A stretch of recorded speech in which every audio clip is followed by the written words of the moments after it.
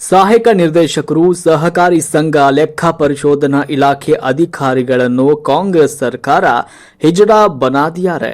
ಅಥಣಿ ತಾಲೂಕಿನಲ್ಲಿ cooperative bank ಮತ್ತು ಇನ್ನಿತರೆ ಸರ್ಕಾರದ ವ್ಯಾಪ್ತಿಯ ಬ್ಯಾಂಕುಗಳ ಲೆಕ್ಕ ಪರಿಶೋಧನಾ ಇಲಾಖೆ ಅಥಣಿಯಲ್ಲಿದ್ದು, ಅಲ್ಲಿ ನೋಡಲು ಹೋದ ಸಮಯದಲ್ಲಿ ಈ ಇಲಾಖೆಯಲ್ಲಿ ಸತ್ತವರನ್ನು ಒಗೆಯುವ ರುದ್ರಭೂಮಿ ಅಂತಾಗಿತ್ತು. ಸರ್ಕಾರದ ಅನುದಾನಗಳನ್ನು ಈ ಇಲಾಖೆಗೆ ಕೊಟ್ಟಿದೆಯೋ ಅಥವಾ ಇಲ್ಲವೋ, ಕೊಟ್ಟಿದ್ರೆ ಅಭಿವೃದ್ಧಿ ಯಾಕೆ ಆಗಲಿಲ್ಲ, ಕೊಡದೇ ಇದ್ರೆ ರಾಜ್ಯ ಸರ್ಕಾರ ಕಂಬಳಿ ಮುಚ್ಚಿಕೊಂಡಿದೆಯಾ ಅಥವಾ ಸರ್ಕಾರದ ಅನುದಾನ ನುಂಗಿ ಅಧಿಕಾರಿಗಳೇ ನೀರು ಕುಡಿದ್ರ ಅನ್ನುವ ಪ್ರಶ್ನೆ ಜನಸಾಮಾನ್ಯರದಾಗಿದೆ.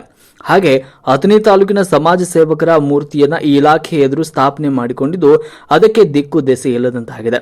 ಇದೊಂದು ಗೋಳಾದ್ರೆ ಆ ಇಲಾಖೆ ಎದುರಿಗೆ ನಮ್ಮ ಭಾರತದ ಧ್ವಜ ನಿರ್ಮಾಣ ಮಾಡಿದ ಕಟ್ಟೆ ಒಡೆದು ಹೋಗಿ ಸುಮಾರು ವರ್ಷಗಳೇ ಕಳೆದು ಹೋಗಿದ್ದು, ಆ ಇಲಾಖೆಯಲ್ಲಿ ರಾಷ್ಟ್ರದ ಧ್ವಜವನ್ನ ಹಾರಿಸದೆ ಸಂವಿಧಾನ ಶಿಲ್ಪಿ ಡಾಕ್ಟರ್ BR ಅಂಬೇಡ್ಕರ್ ಅವರ ಭಾವಚಿತ್ರಕ್ಕೆ ಪೂಜೆಯನ್ನ ಮಾಡದೆ ಆ ಇಲಾಖೆಯ ಸರ್ಕಾರಿ ದಾಖಲೆ ನೋಡಿದಾಗ ದೆವ್ವದ ಮನೆಯಂತೆ ಕಂಡು ಬರ್ತಾ ಇದೆ.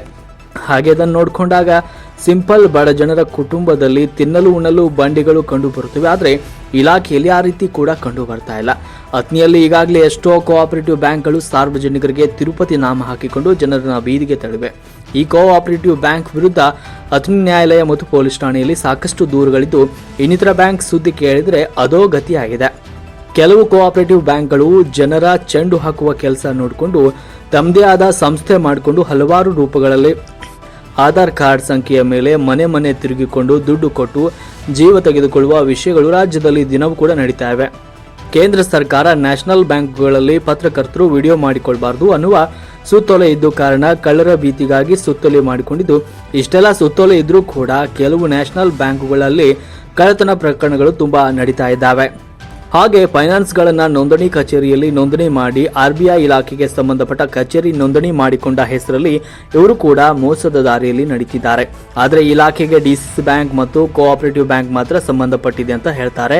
ಅದೇನೇ ಇರಲಿ, ಸರ್ಕಾರಕ್ಕೆ NGO ಆಧಾರದಲ್ಲಿದ್ದ ಬ್ಯಾಂಕ್ ಮತ್ತು ಫೈನಾನ್ಸ್ಗಳು ಸರ್ಕಾರಕ್ಕೆ ಕೊಡಲಿಯ ಕಾವಿಗೆ ತೂತು ಆದಂತೆ ಆಗ್ತಾ ಇದೆ. ಇನ್ನು ಈಗಾಗಲೇ RBI ಕೆಲವು ಬ್ಯಾಂಕ್ ಅಂದ್ರೆ 100ರಿಂದ 500 ಬ್ಯಾಂಕ್ ಮುಚ್ಚಿದ ಉದಾಹರಣೆ ಕೂಡ ಇರುತ್ತದೆ. ಇದರ ಮಧ್ಯಭಾಗದಲ್ಲಿ ಫೈನಾನ್ಸ್ಗಳು ಮಾಡುವ ಹಲ್ಕಟ್ಗಿರಿ ಕೆಲಸಕ್ಕೆ ಹೊಣೆಗಾರರು ಯಾರು?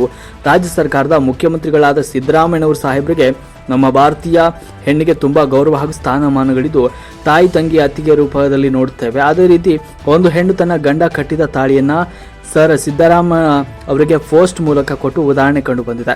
ಇದನ್ನು ನೋಡಿಕೊಂಡಾಗ ಇಂತಹ ರಾಜ್ಯ ಸರ್ಕಾರ ಈ ಮಟ್ಟಿಗೆ ಇಳಿತಾ ಇದೆ ಅಂತ ಕನಸು ಮನಸ್ಸಿನಲ್ಲೂ ಕೂಡ ಜನರು ತಿಳಿದುಕೊಂಡಿರಲಿಲ್ಲ. ಅದೇನೇ ಇರಲಿ, ಇದಕ್ಕೆ ಸಂಬಂಧಪಟ್ಟ ಅಧಿಕಾರಿಗಳು ಅತಿ ಬೇಗವಾಗಿ ಎಚ್ಚೆತ್ತುಕೊಂಡು ಅಥಣಿ ತಾಲೂಕಿನ ಈ ಇಲಾಖೆ ಯಾಕೆ ಅಭಿವೃದ್ಧಿ ಆಗಿಲ್ಲ ಮತ್ತು ಯಾಕೆ ಈ ಸ್ಥಿತಿ ತಲುಪಿದೆ ಅಂತ ಪರಿಶೀಲಿಸಿ ಒಳ್ಳೆ ರೂಪ ಕೊಡಬೇಕು ಅನ್ನುವ ಮಾತು ಇರುತ್ತದೆ.